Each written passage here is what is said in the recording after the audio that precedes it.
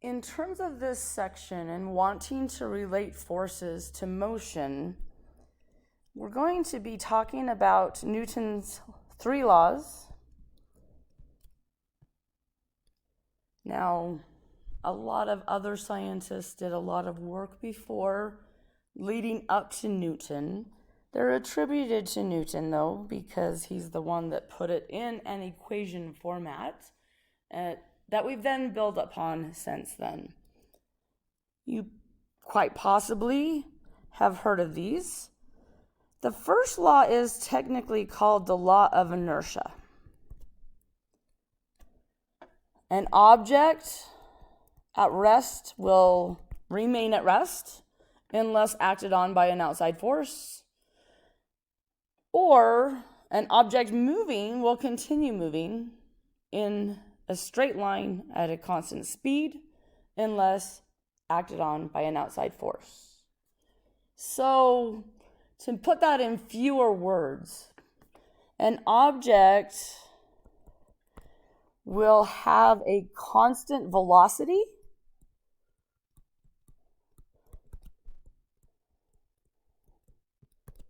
meaning same speed and direction,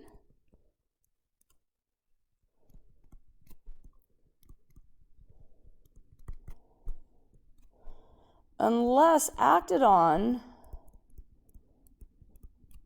by a net force. So the term outside force is a little bit deceptive. Net force means if we add all the forces on the object,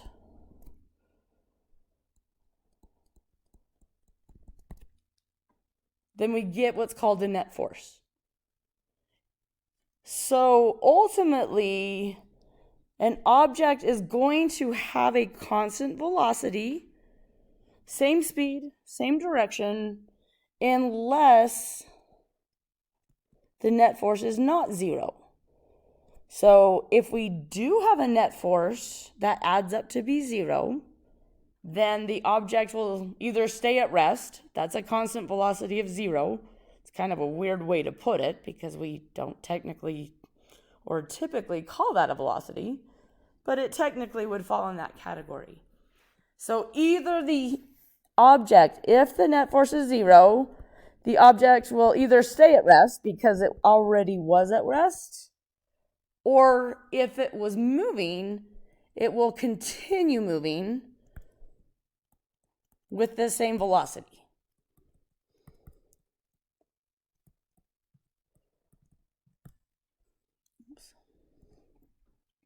So some sort of outside force, net force, needs to cause the object's velocity to change.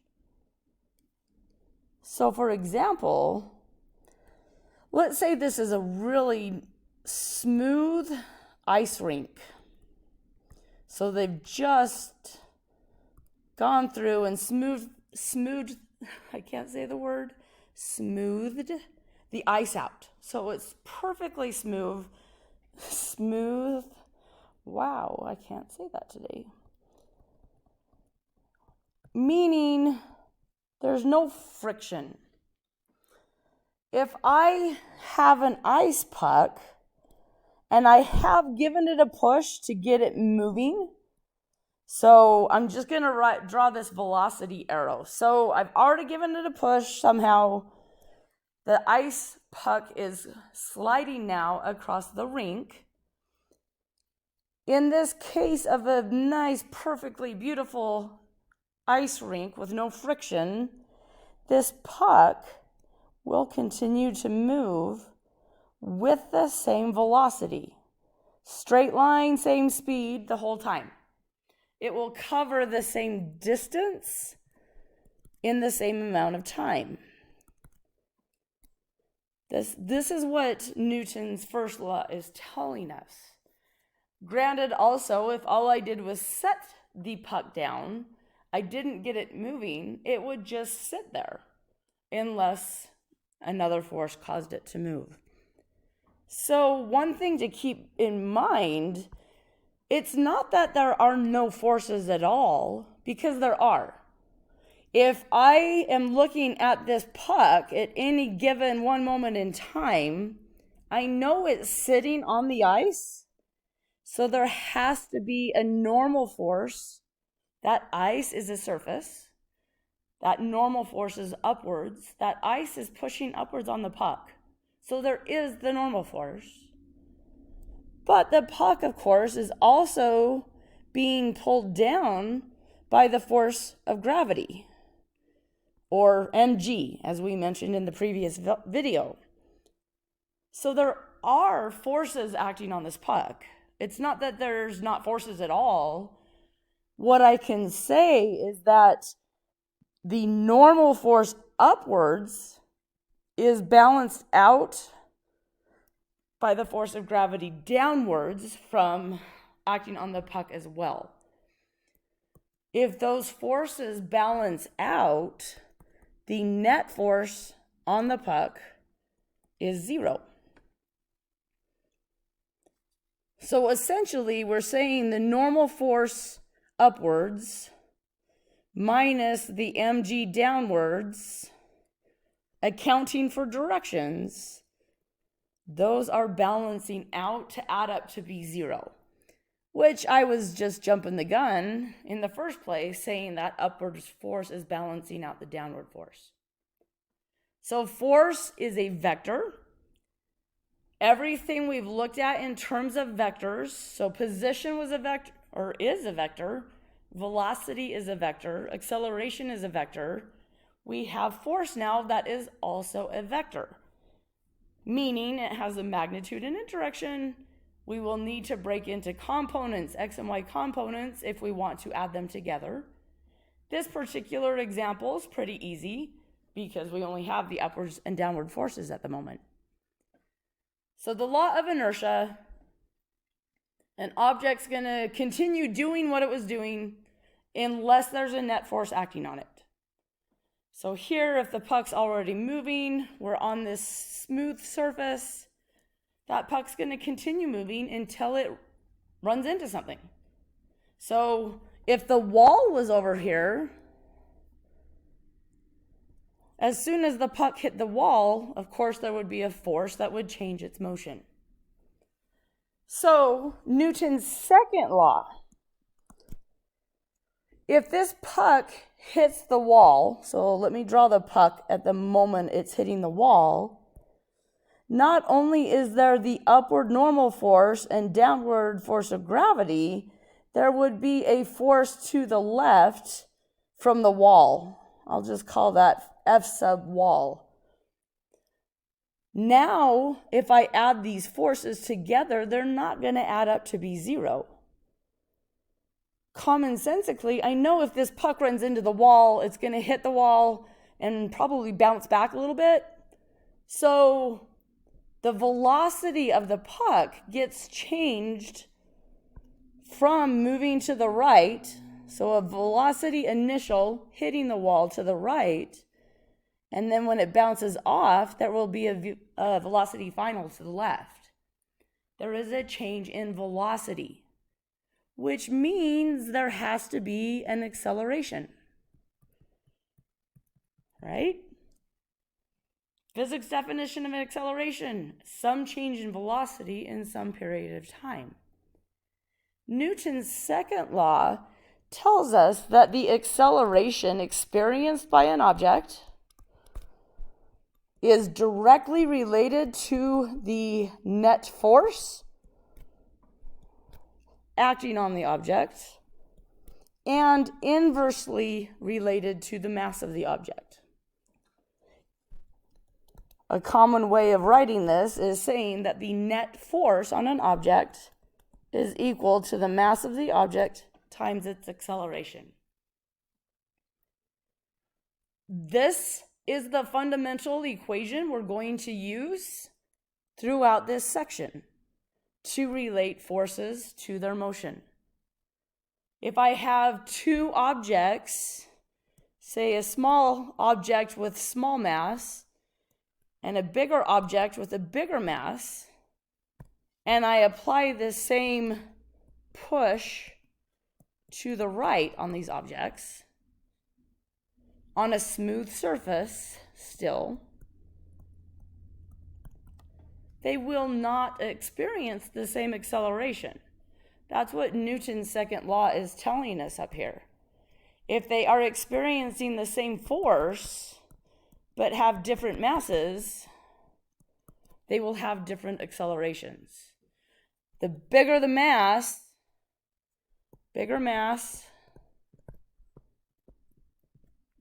has smaller acceleration. And of course, that's assuming the same force is applied.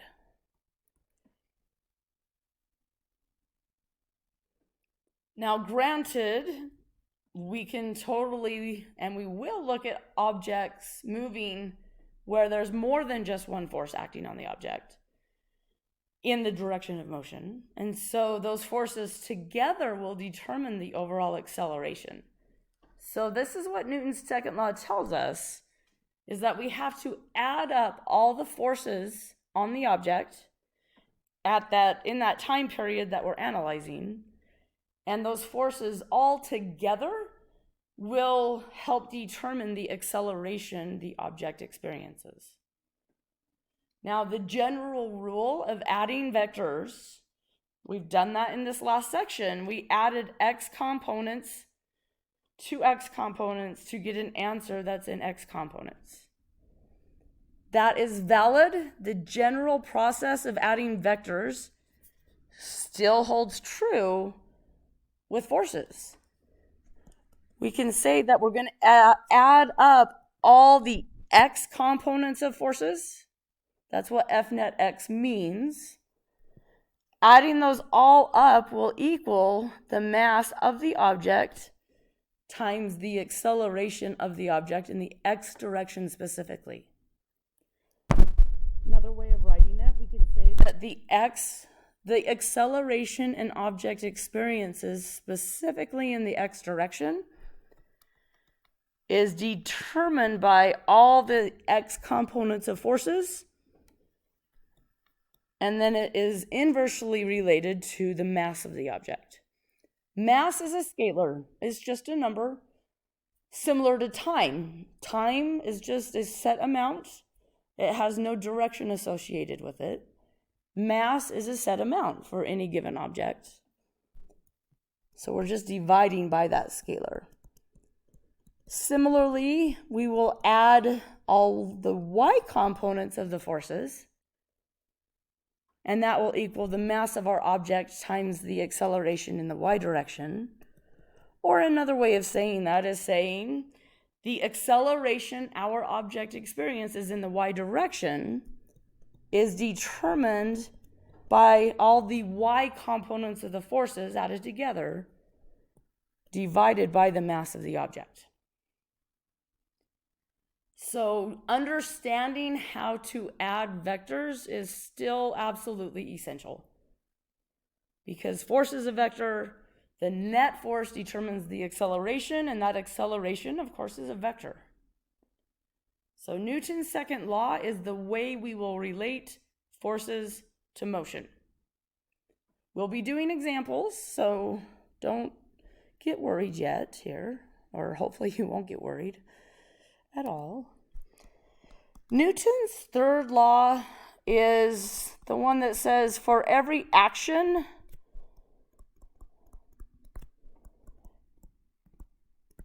there's an equal and opposite reaction.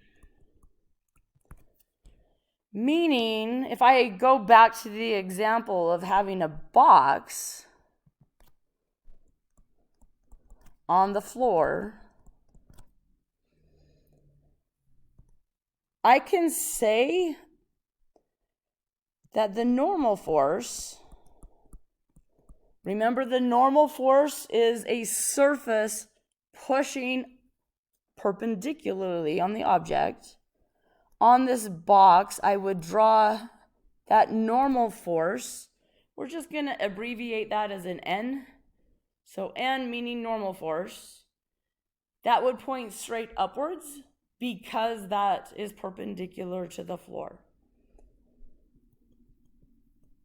We can say the normal force is the floor pushing up on the box. If we call this the action, the reaction, okay, the reaction is not gravity. We totally know that there's a force of gravity on the box. That's a true statement. But that's not because of the floor. So, for Newton's third law, if the action I am talking about right now is the floor pushing on the box, the reaction, according to Newton's third law, is the box pushes down on the floor. When we talk about action and reaction forces, it's always the same two objects involved. We just have to essentially swap their position in the statement. And then the opposite direction is represented here as well. So the normal force being the action, the floor pushes up on the box. The reaction has to be the same two objects involved in the same type of force, but in the opposite direction. The box pushes down on the floor. Same two objects involved doing opposite direction forces on each other. So we're essentially swapping the object and the acting agent. So from the previous video, we said every force, there has to be an object to feel or experience the force. And then there has to be an acting agent to cause the force. So we're just swapping the object and acting agent out. So for example, let's talk about gravity here. We know a box sitting on the floor that the normal force has to push up exactly as hard as the force of gravity pushes down. But this is because of the second law. If we come back up here to the second law, specifically for the y direction, we know there's no acceleration in the y direction if the box is sitting on the floor. Acceleration would mean its velocity is changing in the y direction. So the box would either have to be somehow lifting up off the floor like a rocket or sinking down into the floor like it was quicksand. We know that's not the case. The box is just sitting there. It stays sitting there. So there's no acceleration in that y direction, which means the net force in the y direction has to be 0. The only forces we have are the normal force up, mg down. That's why they need to equal each other. But again, this is due to the second law, not the third. It's not an action-reaction pair. Action-reaction pairs always involve the same two objects. They're always just swapping the wordage in a statement. So for example, the force of gravity, we can represent that as the earth as a whole, not the surface of the earth. The earth, the entire huge sphere of the earth, pulls box towards it. So if you want to, you can think of earth as being the center of the earth, is doing the pulling. If that's the action, then the reaction would be the box pulls the earth. we would draw that force on the earth. This can cause a little confusion because if I think of just having a ball, I let the ball go, I know the ball falls towards the earth, speeding up on the way down. We don't see the earth flying towards us. That's because, again, of Newton's second law.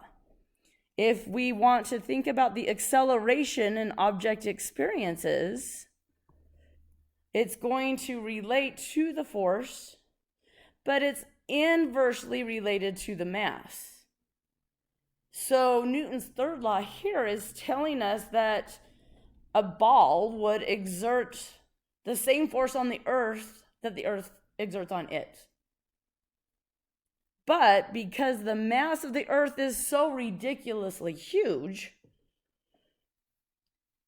as far as we can tell, that acceleration is essentially zero.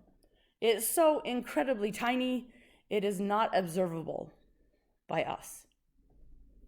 Okay, so it's really easy to confuse Newton's third law and second law when we start talking about any one given object.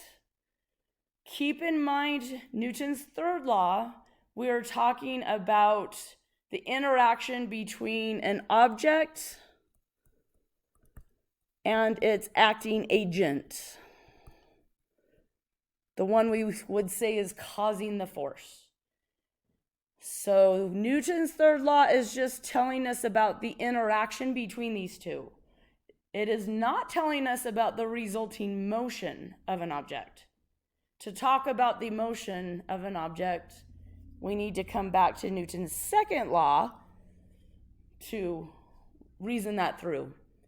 Looking at the net force on one object alone to determine that object's acceleration. So this chapter is, section I should say, we have a few chapters talking about forces and using those forces to determine motion.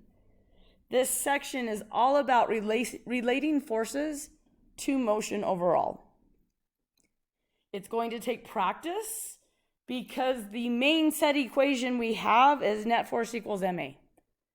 So I'm going to be very consistent in the approach to problems so that we can get a feel for how to set the problems up and solve for forces or motion, somehow relating those two together.